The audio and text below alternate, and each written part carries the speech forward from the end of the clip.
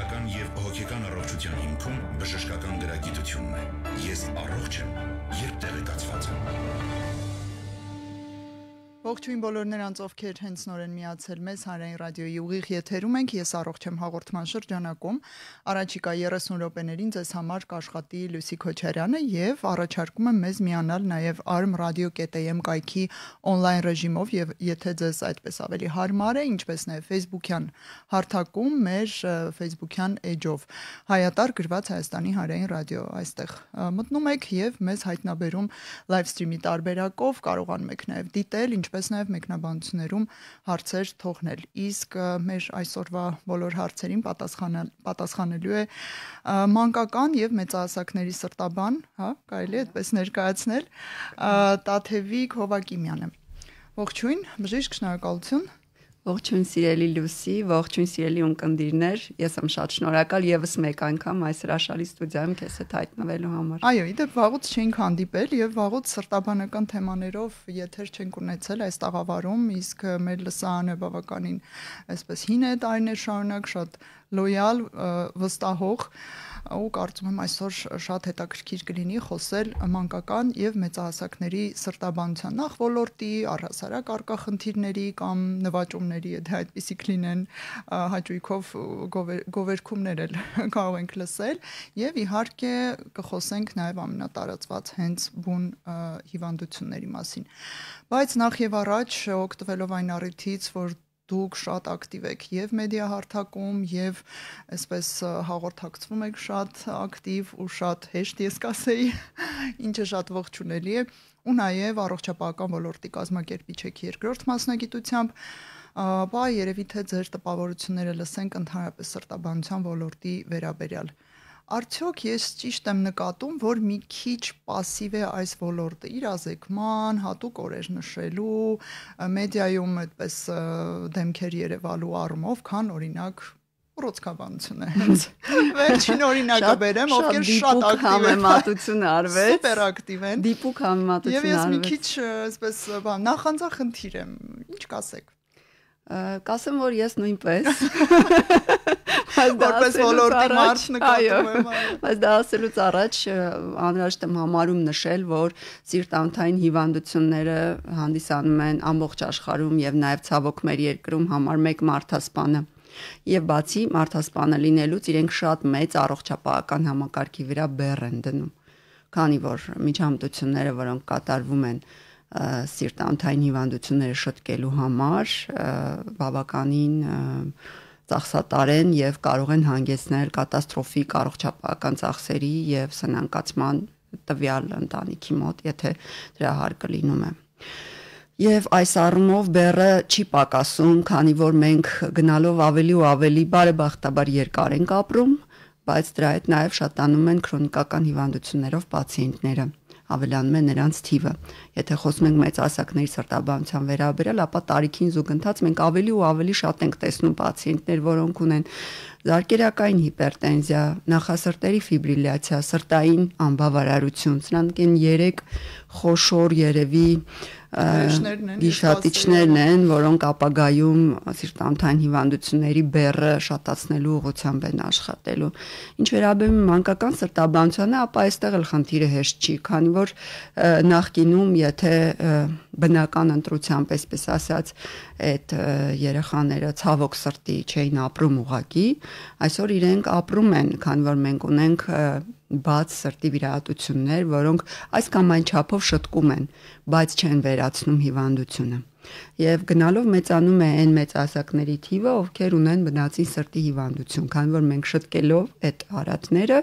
կարողացել ենք իրենց կյանքի հնարավորություն տալ։ Եվ սա նույնպես գնալով աճող բեռ է եւ քրոնիկական վիճակի այո, օրինակ միափորոք սրտով պացիենտները, օրինակ կապույտ արատներով, ֆալոյի տետրադայով պացիենտները, օրինակ բնածին ռիթմի խանգարումներով, կանալոպաթիաներով պացիենտները, իրեն գնալով ավելի ու ավելի երկար են ապրում, փառք Աստծո, եւ դրա արդյունքում լինում է այնպես, որ մենք ստիպված ենք գործ ունենալ եւ համակարգը կրում է պատասխանատվություն այդ պացիենտների վրա։ Ճիշտ ենք եզրակացնում, որ ոլորտը եւ մանկական եւ հատկապես մեծահասակների սրտաբանության այնքան ծանրաբեռնված է եւ այնքան առաջին հորիզոնականները գրավում քրոնիկական խնդիրներով, որ այդպես իրազեկմանը մի քիչ սոցիալական հորդորներին եւ այլնին քիչ ռեսուրս, քիչ ժամանակ է մնում, կարելի է այսպես ինչ-որ կերպ արդարացնել։ Դա ես ճիշտն ասած այդ մոտեցում երբեք չեմ արդարացնում, որովհետեւ դա այսպես կոչված ռեակտիվ մոտեցումն է, այսինքն կա խնդիր, լուծենք, խնդիրը առաջացավ, լուծենք, բայց չէ որ մենք որպեսզի ավելի էֆեկտիվ եւ նաեւ ծախսարդյունավետ լինի, ճիշտ կլինի որ լինենք պրոակտիվ, այսինքն կանխարգելենք խնդիրը, որովհետև օրինակի համար մեկ անգամյա սիրտանոթային պրոֆիլակտիկ ստուգման արդյունքում մենք կարող ենք հայտնաբերել վաղաժամ խնդիրներ եւ ժամանակին լուծում տալ եւ չսպասել մինչեւ հարցը հասնի սրտային անբավարարության եւ ավելի ծանր վիճակների, որոնք շտկվում են միայն կոմպլեքս տեխնոլոգիական բարդ միջամտությունների միջոցով թանկարժեք։ Այո, մենք կարող ենք նաև այսպիսի հարց բարձրացնել, արդյոք սրտաբանությունն ամենաթանկ ոլորտներից է բժշկագիտության մեջ։ Միանշանակ թանկարժեք ամեն առումով։ Միանշանակ դա այդպես է, դա շատ մեծ ծախս է, եւ եթե նայում ենք եվրոպական երկրների ծախսը, օրինակ սիրտանոթային հիվանդությունների դեմ պայքարին, այո։ Նու տրամադրած գումարը մի քիչ պոլիտիկա նաև, քանի որ ինչպես արդեն վերը նշեցինք, միայն սիրտանոթային չի, որ քրոնիկական հիվանդություն է եւ այդպես խոշոր մասնաբաժին ունի հիվանդացության եւ մահացության, այնտեղ երկրորդ տեղում գալիս են ուռուցքային հիվանդությունները եւ օրինակ մեր բնակչությունը շատ էմոցիոնալ է ընդունում քաղցկեղի երևույթը, բայց օրինակ չեն անհանգստանում, որ օրինակ պացիենտը ունի սրտային անբավարարություն կամ չգիտեմ, իշեմիկ կարդիոմիոպաթիա, կներեք, որ տերմիններ եմ օգտագործում, բայց սրանք հավասար, եթե ոչ ավել ռիսկեր ունեցող հիվանդություններ են, որոնց պատշաճ ուշադրություն չի դարձվում։ Միգուցե դա նրանից է, որ ամեն երկրորդն, այսպես ասած, ունի այդ խնդիրը այս կամ այն չափով արտահայտված եւ դրա համար մարդիկ լրջությունը չեն պատկերացնում։ Թե այդքան տարածված չէ եւ կարելի է կանխարգելել, ինչ որ քայլեր ձեռնարկել։ Շատ տարածված է, եթե խոսենք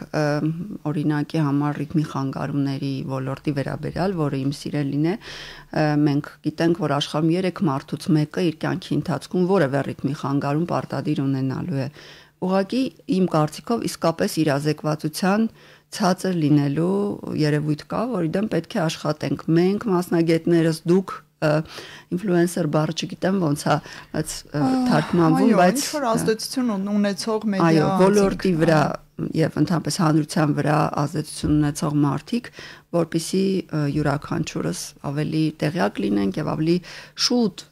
կանխարգելենք խնդիրները եւ թույլ չտանք, որ իրենք խորանան ու հասնեն ծանր Ես էլ կցանկանայի որպես արդեն 9-րդ տարին ուղիղ եթեր դուրս եկող առողջապահական ոլորտի լրագրող հաղորդավար կցանկանայի, որ օրինակ ինձ զանգահարեին, ինչպես հաճախ մյուս կենտրոններն անում են, ազգային կենտրոնները հատկապես, եւ ասենք դեք այսինչ օրը նշվում է այսինչ խնդրի միջազգային իրազեկման առիթը եւ շատ կուզեինք, որ միասին համագործակցենք, եթեր անենք կամ մանկական սրտաբանության ոլորտում այսպիսի նվաճում ունենք, կուզեինք խոսել եւ այլն եւ այլն։ Ես հիմա սա բարձրացան արտահայտում եմ, որպեսզի ձեր գործընկերները, գոլեգա բժիշկները լսեն եւ հանդես գան առաջարկություններով, լինեն պրոակտիվ եւ միգուցե իրազեկվածությունն էլ այս առումով բավականին կբարձրանա։ Շատ կարևոր հարց կուզեի ուղղել մինչև մեր այսպես ինտերակտիվ հարցերին անցնելը, կարող եք նշել այն գործիքային հիմնական հետազոտությունները, որոնք սրտինն են, սրտի խնդիրները բացահայտում են։ Եթե խոսում ենք ամբուլատոր հետազոտությունների վերաբերյալ, ապա նախնական սրտաբանական քննության մեջ, որ յուրաքանչյուր առողջ մարդ գոնե 40 տարեկան դառնալուց հետո պարտադիր պիտի անցնի, ապա դրա մեջ մտնում է մեկ անգամյա սրտաբանի խորհրդատվություն, էլեկտրասրտագրություն, էխոսրտագրություն եւ այնուհետեւ կախված այդ կարգավիճակից նաև հնարավոր է որ որոշ այլ հետազոտություններ առաջարկվեն, ինչպիսիք են օրինակ ֆիզիկական ծանրաբեռնվածության տեստը, treadmill են ասում, այն որ բազում են եւ տարբեր ցուցիչներ են, եւ ցուցանիշներն ենք հետեւում, կարող է առաջարկվել նաև երկարաժամկետ ռիթմի մոնիտորինգ, հոլտեր հետազոտություն կամ տելեմետրի ավելի երկարատև, ասենք մինչև 30 օր, կախված պացիենտի ռիսկերից, որովհետև որոշ հիվանդություններ ամեն օր չեն ի հայտ գալիս, ինչպես նաև արժի որ յուրաքանչյուր պացիենտ անցնի նաև արյան լաբորատոր հետազոտություն, այսինքն ընդհանուր եւ բիոքիմիական քննություն գնահատելու համար առնվազն լիպիդային պրոֆիլը արյան մեջ, քոլեստերոլի մակարդակը եւ դիաբետի կամ նախադիաբետի առկայությունը։ Ինչպես հասկանում եմ, դրանք ուղղակիորեն ազդելու են սրտի առողջության վրա եւ առանց դրանց հնարավոր չէ, ինչ կասեք MRT-ի, ՀՏ-ի մասին։ Ու սրանք ավելի գալիս են թե ոչ խորացված տեսակի հետազոտություններ են, որոնք արվում են արդեն երբ որ բազային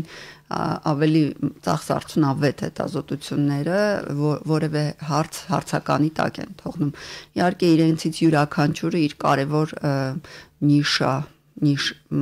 թիրախը ունի սիրտանոթային հիվանդությունների գնահատման մեջ, ասենք օրինակ, երբ պացիենտը ունի բարձր ռիսկ սրտի անոթների հիվանդություն ունենալու, ապա հնարավոր է որ բժիշկը իրեն առաջարկի անցնել անոթների ԿՏ ՀՏ հետազոտություն, որպեսզի գնահատվի ոչ ինվազիվ ձևով անոթների կարգավիճակը։ MRT-ը նույնպես գերազանց հետազոտություն է, եթե մենք ցանկանում ենք գնահատել սրտի ֆունկցիոնալությունը, սրտի կծկողականությունը, փականային խնդիրների առկայությունը, սրտամկանի որոշակի հիվանդությունների առկայություն, սպეციფიկ տարատեսակ հիվանդություններ, ռիթմի խանգարումներ եւ այլն եւ այլն։ Իհարկե յուրաքանչյուրն իրանց ուրույն դերը ունեն, բայց սրանք արդեն պիտի բժշկի կողմից ուղեգրվեն։ Ինքնակամ չարժե գնալ եւ հերթով անցնել ինչ որ հետազոտություններ եւ քանի որ մեր հանրությունը այնքան էլ չի սիրում մի քանի հետազոտություն անցնել եւ դրա անունը դնում են սենյակից սենյակ քարշ տալ, մեկը արեց, չեմ հասկանում ինչ այնտեղ չտեսավ, եւս երկուսի ուղարկեց։ Ես հիմա ուզում եմ մենք եւս մեկ անգամ բարձրաձայնենք, արդյոք նորմալ է որ այդ ձեր թվարկած լաբորատոր ու գործիքային հետազոտություններից մի քանիսը այո նշանակվեն մեկ անձին։ Նախ ասեմ, որ գոյություն չունի մեկ ունիվերսալ հետազոտություն, որ կտա բոլոր հարցերի պատասխանները, դա միանշանակ։ Երկրորդը պարտադիր ցանկանում եմ նշել, որ այսօր զարգացած արևմտյան բժշկությունը գնում է ինտեգրացված խնամքի ուղղությամբ, ինչա դա նշանակում։ Ապացուցողական բժշկություն ցույց է տվել, որ երբ մենք մեկ հիվանդության շուրջ ինտեգրացնում ենք մի քանի մասնագիտական մոտեցում, ասենք օրինակ նախասրտերի ֆիբրիլյացիան կամ շողացող արիթմիան, ժողովրդի լեզվով ասված, երբ ինտեգրացված մոտեցում է ցուցաբերվում, այսինքն աշխատում է բացի սրտաբանից կամ արիթմոլոգից, նաև էնդոկրինոլոգը, նաև դիետոլոգը, նաև հոգեբանը, նաև ֆիզիկական ակտիվության կամ սպորտային բժշկության մասնագետը, արդյունքները անհամեմատ ավելի լավն են լինում հիվանդության վարման, քան եթե միայն մի դեղ են նշանակում եւ ասում ես տեսություն 6 ամիս հետո կհանդիպենք։ Համել այդպես ոնց որ թե այլևս հնարավոր չէ ապրել, որովհետեւ մեր բոլոր խնդիրները մեկը մյուսի հետ շաղկապված են եւ այո, ցավոք ես երեք մի պացիենտի ասում էի, որ գիտեք, եթե դուք շարունակեք ձեր ապրելակերպը այս ձևով շարունակել, այսօր դուք ունեք մեկ քրոնիկական հիվանդություն, 10 տարի հետո կունենաք 3-ը, 20 տարի հետո 5-ը եւ ձեր կյանքի որակը գնալով ընկնելու է, դրա համար պետք է ռադիկալ կերպով փորձել փոփոխել կենսակերպը եւ մոտեցումները մեր ապրած կյանքի վերաբերյալ, որովհետեւ ուզենք թե չուզենք մեր բջիջները ծերանում են եւ այդ պետքա փորձել կանխել ու դիմացն առնել։ Բժիշկ, ես գիտեմ, որ դուք շատ խիստ բժշկուհի եք կենսակերպի վերաբերյալ դիտարկումներում, նկատողություններում, ինչու՞ չէ, պահանջներում, որոշ ծայրահեղ դեպքերում, եւ քանզի նշեցիք, որ խնդիրները շատ տարածված են Հայաստանում, խոսենք Հայաստանի մասին, միգուցե ամբողջ աշխարհում, բայց մեզ հիմա ոնց որ Հայաստանն է հետաքրքրում։ Այ ինչը այն չենք անում մենք։ Երեք բան գոնե նկատողություն բառը ես շատ չեմ հավանում, որտեվ ես սիրում եմ, որ ես իմ պացիենտի կողքն եմ լինում, ոչ թե իր դիմաց եւ առավելևս իրեն դեմ։ ես ուզում եմ իր կողքը լինեմ, բայց յուրաքանչյուր պացիենտ, որ ունի խնդիր, ես առաջին հարցը, որ ուզում եմ տալ, դա արդյոք դուք ուզում եք փոխել ինչ-որ բան ձեր կյանքում, որովհետև եթե պացիենտը օքեյ է իր ապրած կենսակերպի հետ, դու ուղղակի որպես բժիշկ պարտավոր ես իրեն ներկայացնել ռիսկերն ու բարդությունները, բայց առաջարկել կամ առավել եւս ստիպել, որ ինչ-որ բան փոխի, չարժի։ Այդ ներքին մոտիվացիան շատ կարեւոր է, որից հետո մենք իհարկե անցնում ենք կարեւորագույն ռիսկի գործոնների վրայով, որոնք են հավելյալ քաշը, մենք մասնագիտացված մոտեցում ենք ցուցաբերում եւ բոլոր մեխանիզմներով փորձում ենք քաշի նվազեցում անել, ադինամիան, իմ բոլոր պացիենտները քիչ շարժվել է։ Իմ բոլոր պացիենտները առնվազն օրական 30 րոպե պարտադիր քայլում են, ասած որ մինչև սպորտային պացիենտներ ունեն։ Ծխախոտի վերաբերյալ միանշանակ է վերաբերմունքը եւ մենք բացի նրանից որ ուղղակի խորհուրդ ենք տալիս թողնել, նաեւ օգնում ենք մեթոդաբանությամբ, հոգեբանի օգնությամբ աշխատում ենք, որպեսզի կարողանանք այդ մարդու ներսից մոտիվացնել, որպեսզի ինքը թողնի։ Իրականում շատ անարդյունավետ է, չէ, բուժառուին ասել, ուրեմն խորհրդատվությունը սա եւ ամեն ինչ լավ է պրակտիկորեն անհույս է։ Բայց ինչպես դա մնում է արդեն բուժառուի ուսերին, փխրուն ուսերին, եթե հաշվի առնենք, թե հիվանդություններն ինչքան շատ են։ Ես առաջարկում եմ ամեն դեպքում մեր հարցերին էլ անդրադառնալ, որովհետեւ իրականում ես գրառում թողեցի, փորձելով նաև հասկանալ, թե որքան են հետաքրքրում սրտաբանական խնդիրները մեր սոցցանցային լսարանին 12050 դիտում ունեցավ միայն այդ, գիտեք, այդ post-ը, որ ակտուալ է։ Ունեք հարցեր, թե ոչ։ Մարդիկ եւ դիտում են եւ ինչ որ այնտեղ արձագանք թողնում են, որ հետո նաեւ մեր այս եթերին հետևեն ու նաեւ տասնյակ հարցեր Եվս ստացանք երևի մի ընդհանուր հարցից սկսեմ կանխարգելիչ հետազոտություններ ու միջոցառումներ 35+ տարիքում ինչ խորհուրդ կտաք։ Այո, ինչպես արդեն նշեցին, ու 35-ը մի փոքր վաղ է, անկեղծ ասած, տղամարդկանց դեպքում 40-ն է այդ տարիքը, կանանց դեպքում ավելի ուշ կլիմակտերիկ շրջանից հետո, որովհետև այո, մեզ մոտ այդ պաշտպանված է լինում ավելի ռիսկերը, բայց անպայման արժե անցնել մեկ անգամյա սրտաբանական խորհրդատվություն, էլեկտրասրտագրություն, էխոսրտագրություն եւ արյան քննություն հանձնել առնվազն այսքանը պարտադիր պետք է անել գնահատելու համար սիրտանոթային ռիսկը եւ հետագա ճիշտ ստրատեգիա բժշկի հետ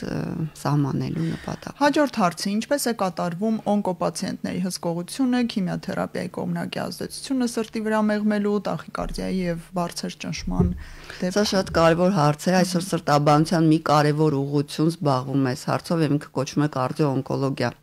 Ուրեմն այստեղ մի շարք ասպեկտներ կան։ Առաջին հերթին քիմիոթերապևտիկ պրեպարատների վնասակար ազդեցությունը սրտամկանի վրա,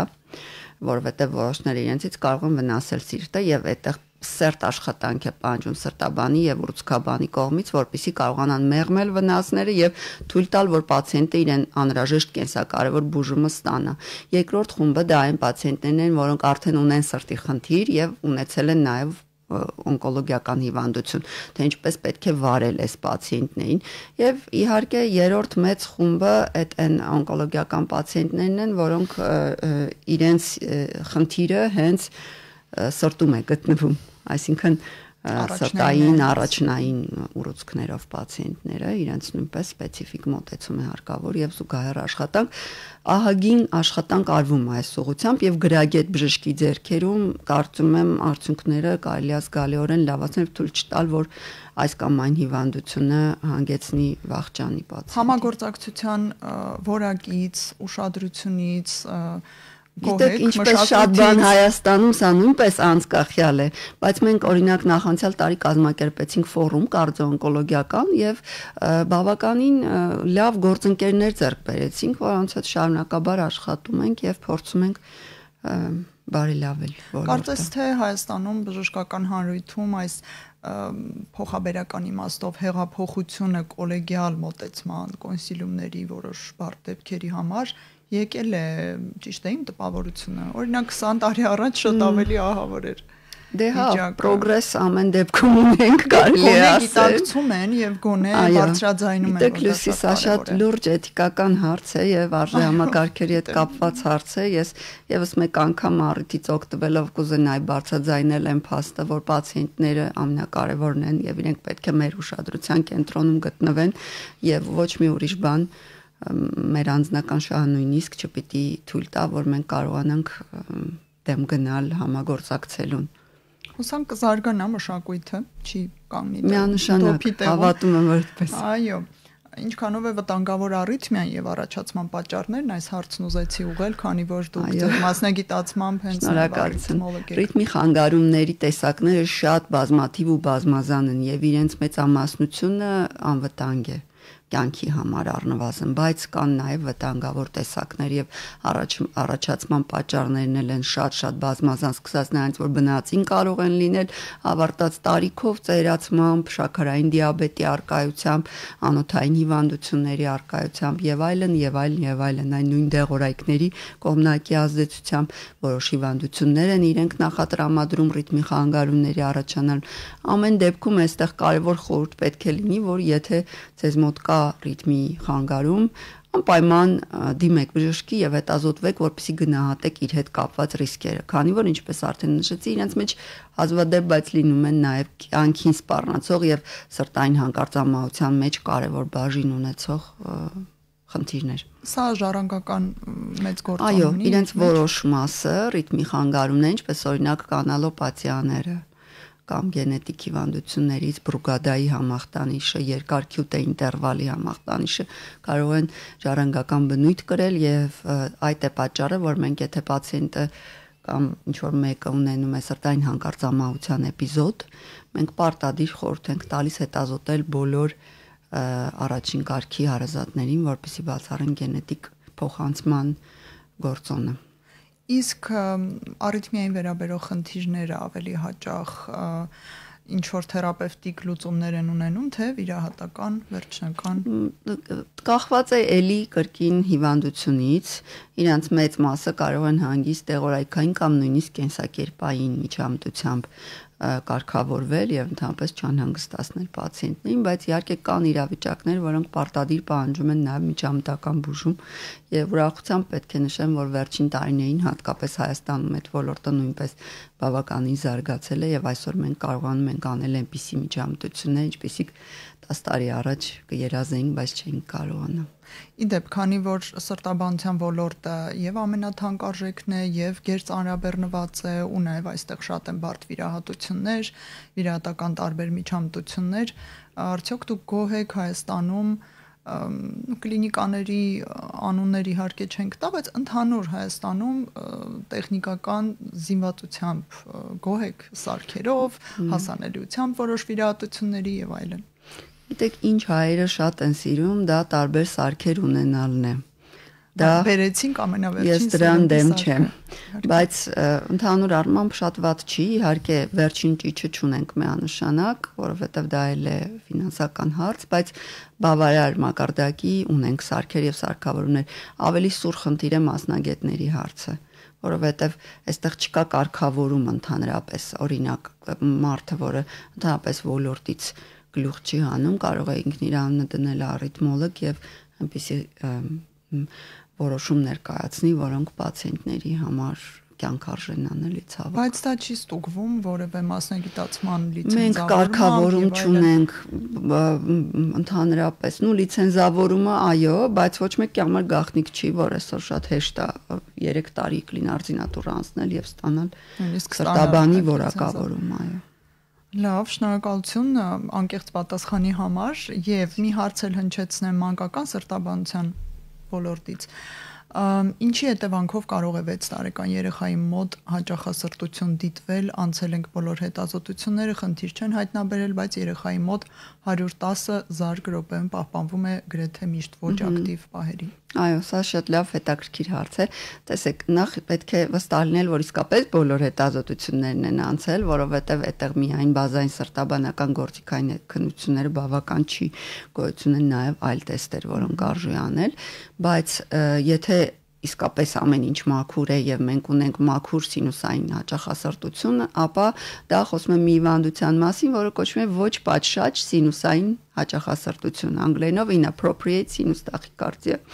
Իմաստը կայանում է նրանում, որ սինուսային հանգույցը, որը ստեղծում է ռիթմ, ավելի ակտիվ է, քան պետք է սովորաբար լինի այդ տարիքում։ Սա բնածին է եւ նորմալ պետք է դիտել։ Ինքը լրիվ նորմալ է, իրեն համար էական միջամտություններ որպես այդպեսին խորհուրդ չի տրվում անել եւ մի կարեւոր բան էլ կա այդ 110-ը, արդյոք դա շուրջօրյա ռիթմի միջին հաճախականությունն է, թե ուղղակի պայտակ չափած ռիթմ,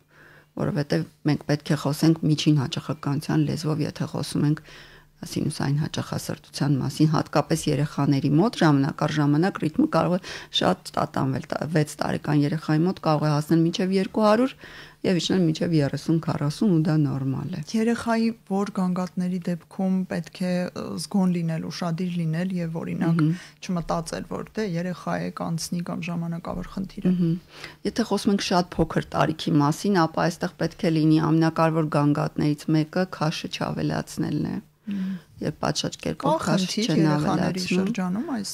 առումով քաշի։ Նու առողջ երեխաների շրջանում չկա, բայց նման երևույթը եթե լինում է, ապա մենք մտածում ենք անպայման ինչ որ մի ռիթմի խանգարման արդյունքում սրտային անբավարարության կամ ֆիքսված սրտային աղտամղման մասին։ Ավելի մեծ տարիքում կարող է լինել շնչարգելություն, հենց սրտխփոցի գանգատ կարող է լինել եւ շատ կարեւոր նշաններից է սինկոպեն ուշագնացությունը, որը պարտադիր պետք է ուսումնասիրել անհրաժեշտ չափով, որպեսզի բացառել սրտային ծագումը։ Մի վիճակ էլ կա, երբ ընդհանրապես առանց գանգատի արժե հետազոտել, դա երբ արդեն նշեցինք ընտանիքում հարազատների մեջ մենք ունենք բնածին որևէ պաթոլոգիա ունեցող պացիենտ։ Այստեղ հենց նոր հարցը ստացանք, ոչ այս գրառման տակ, այլ անձնական նամակով, արդյոք խնդիր է, եթե երեխան քնած ժամանակ որոշ ձայներ է արձակում ու բերանը բաց է քնում, քարտադրություն ունի եւ այլն, այստեղ սրտի առումով պետք է անհանգստանալ, թե ոչ։ Նու եթե մենք խոսքը չի վերաբերվում այդ վիճակին, երբ շունչը պահում են եւ խռացնում են, եթե խոսքը ուղակի խոսելու մասին է, ապա շատ անհանգստանալ չարժի, բայց եթե շունչը պահում է երեխան, այստեղ ձայներ արձակելն գիտակցությունը կորցնելուն մոտ վիճակ է լինում, ապա անպայման խորհուրդ կտանք անցնել ռիթմի հետազոտություն, միգուցե երկարաժամկետ, եթե ամեն օր չի ունենում այդ գանգատը, կարելի է մինչև 30 օր ստուգել, հա, եւ տեսնել թե ինչ է տեղի ունենում, որտեղ որոշ ռիթմի խանգարումներ հատկապես գիշերն են առաջանում եւ իրենք կարող են ռիսկ հանդիսանալ։ Մի հարց էլ հասցնեմ հնչեցնել, կարող եք հակիրճ պատասխանել, խնդրում եմ բաց օվալ անցքի մասին էլ խոսել եւ մեծահասակների եւ երեխաների դեպքում, եթե չգիտենք բաց օվալ անցքը փակվել է թե ոչ, արժե սրտի ու ԶՀ անցնել թե ոչ։ Նախ հասկանանք ինչ է շատ արագ։ Բաց օվալ անցքը դա հաղորդակցություն է, որը գործում է նախասրտերի միջև, որը պետք է բաց լինի անպայման ներարգանդային կյանքում, ծնվելուց հետո 1 տարվա ընթացքում պետք է փակվի։ Բայց հանրության մոտ 25%-ի մոտ ինքը բաց է մնում եւ իրենց խնդիր չի ներկայացնում։ Խնդիրներ առաջանում են ժամանակ, երբ սպეციფიկ իրավիճակներ ունեն, երբ օրինակ պացիենտը որոշում է դայվինգով զբաղվել, նման դեպքում սա խորհուրդ չի տրվում, անհրաժեշտ է փակել իրեն։ Կամ եթե մենք ունենք կրիպտոգեն անհայտ պատճառի ինսուլտի երևույթ։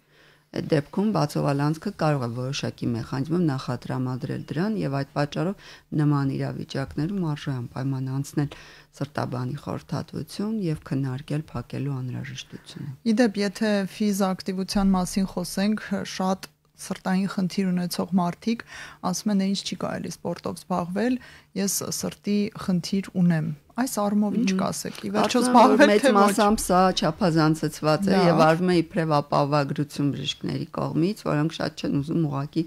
վտանգների մեջ դնել պացիենտներին, բայց իրականում ֆիզիկական ակտիվությամբ ստանդարտ ֆիզիկական ակտիվությունը խորհուրդ է տրվում համատարած առնվազն այս խնդրով մարդկանց։ Նու նայած թե խնդրի աստիճանը ինչքան է, եթե պացիենտը ունի լուրջ խնդիր, արժի անպայման խորհրդակցի բժշկի հետ, բայց առողջ մարդկանց խորհուրդ է տրվում շաբաթական առնվազն 300 րոպե պարտադիր ֆիզիկական ակտիվություն, միջին կամ ցածր ինտենսիվության, քայլի, վազքի, հեծանի, լող, կարդիո տեսակի վարժությունների ձևով։ Ես էլ հիշեցնեմ, որ ֆիզակտիվությունները շատ տարբեր են, սկսած թեթև աերոբիկայից կամ քայլքից, ոչ վազքից, մինչև արդեն մարզադահլիճ, արևելյան մարտարվեստեր, լող եւ այլն կարելի ընտրել ու հաստատ կգտնվի այնպիսի ֆիզակտիվություն, որը հարմար է հենց ձեր խնդրին։ Ես էլ կարծում եմ, որ սա մի քիչ գլուխ պահել եւ արդարացում է, որ սպորտով չզբաղվենք, մինչդեռ մենք տեղից էլ շատ նստակյաց կենցաղ ունենք եւ Հայաստանում եւ ամբողջ աշխարհում, ցավոք սրտի։ Այսօրվա համար այսքանը թերևս, իհարկե մենք կարող ենք եւս 3 ժամ խոսել, շատ հետաքրքիր է ձեզ հետ, սրտաբան, արիթմոլոգ Տաթևիկ Հովակիմյանի հետ զրուցեցինք այսօր, ձեզ համար աշխատեց Լուսի Քոչարյանը, շնորհակալություն Տաթև եւ ցտեսություն բոլորին։ Ես առողջ եմ, երբ տեղեկացված եմ։